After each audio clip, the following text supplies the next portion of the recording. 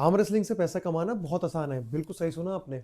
So hello guys, welcome back to Devish blogs. और आज मैं आपको बताने वाला हूँ कि आर्म रेसलिंग स्पोर्ट से हमें पैसा कमाना कैसे है। बिल्कुल, जैसे कि आपको पता होगा नौकरियां तो इसमें इतनी है नहीं, ठीक, इतनी क्या, अगर किसी परसेंटेज पे भी जाओ तो ऐसा लगेगा कि है ही नहीं है, ठीक है।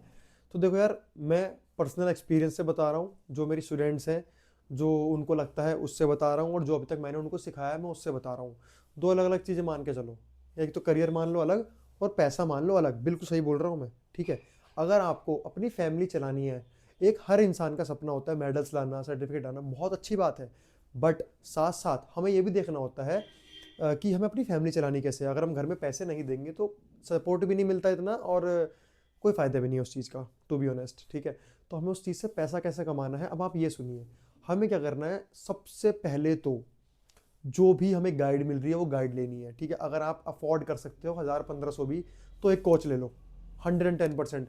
जितनी जल्दी रिजल्ट आपको मिलेंगे मैं बता भी नहीं सकता आपको। एक कोच ले लो। अगर आप कोच नहीं अफोर्ड कर सकते तो जो आपको सिखा रहे हैं उनकी वीडियोस देखिए और नई नई चीज़ें सीखिए।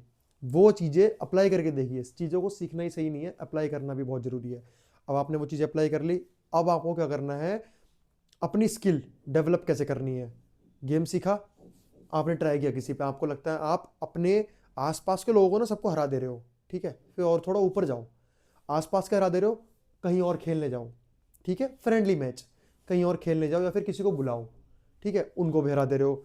जब तक आपको ऐसा ना लगे कि मैं अपने एरिया में जहाँ पे कंपटीशन होता हो, या फिर अपने शहर में, अपने स्टेट में, पूरे सिटी मान लो या स्टेट मान लो, मैं नहीं हूँ बेस्ट, तब तक आप मेहनत करते रहो, ठीक है।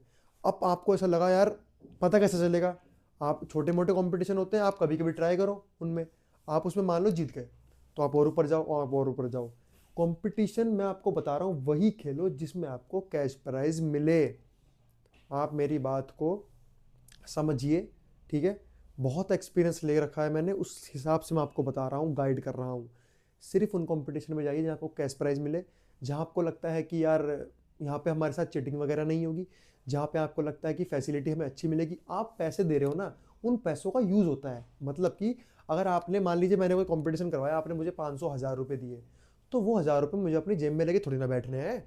मुझे उन 1000 में से आपके लिए बैठने की व्यवस्था करवानी है, आपके लिए पानी की व्यवस्था करवानी है, आपके लिए मेडल्स लाने हैं, आपके लिए सर्टिफिकेट लाने हैं, आपके लिए टेंट लगवाना है, या फिर हॉल बुक करवाना है, या फिर आप पोस्टर्स बनवाने हैं आप लोगों के लिए।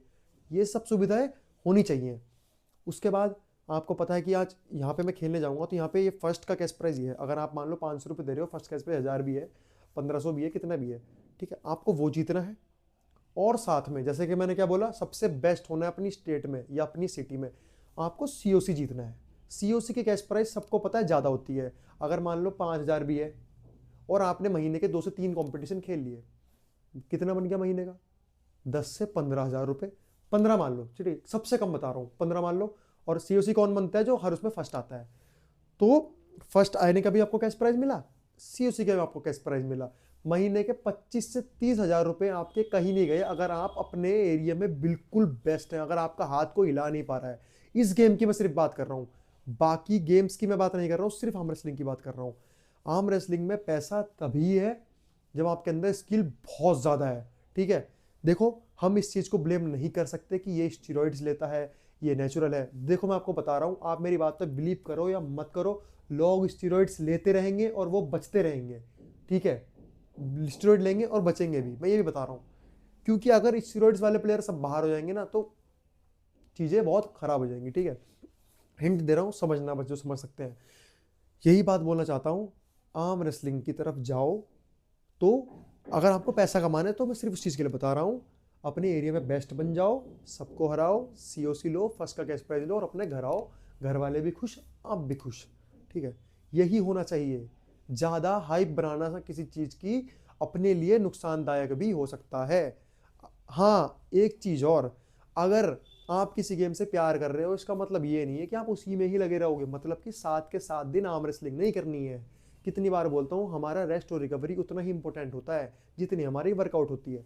तो अगर हम 3 दिन वर्कआउट भी कर रहे हैं ना आर्म रेसलिंग की, तो वो मोर देन इनफ है, वो बहुत है। हमारे हाथ को रेस्ट और रिकवरी भी चाहिए, खासकर नेचुरल प्लेयर्स को।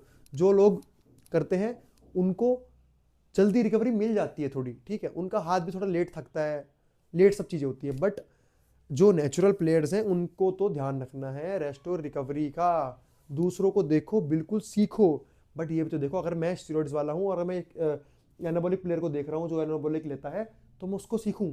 अगर मैं नेचुरल प्लेयर हूँ तो मैं नेचुरल प्लेयर को देख के ही सीखूं।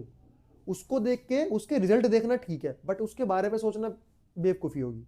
ठीक है, तो बस मैं यही बोलूँगा, पैसा कमाओ, पैसे से बड़ा एट द एंड कुछ नहीं है, मार्क माय वर्ड्स। पैसा ही सब कुछ है, सब कुछ मतलब सब कुछ। ठीक है, घर में सपोर्ट चाहिए, पैसा लेके जाना पड़ेगा। खुद का कॉन्फिडेंस बिल्ड करना है, पैसा कमाना पड़ेगा। सब चीज़ों में पैसा चाहिए। तो भाई अपनी जगह पे बेस्ट बनो, सीओसी लेके आओ, फर्स्ट प्राइज लेके आओ और मस्त बैठो। ठीक है, बाकी किसी और भी टॉपिक पे आपको वीडियो जाननी हो, कमेंट सेक्शन में आप मुझे बता सकते हो। फिर मिलते हैं नेक्स्ट वीडियो में। Thank you, thanks a lot.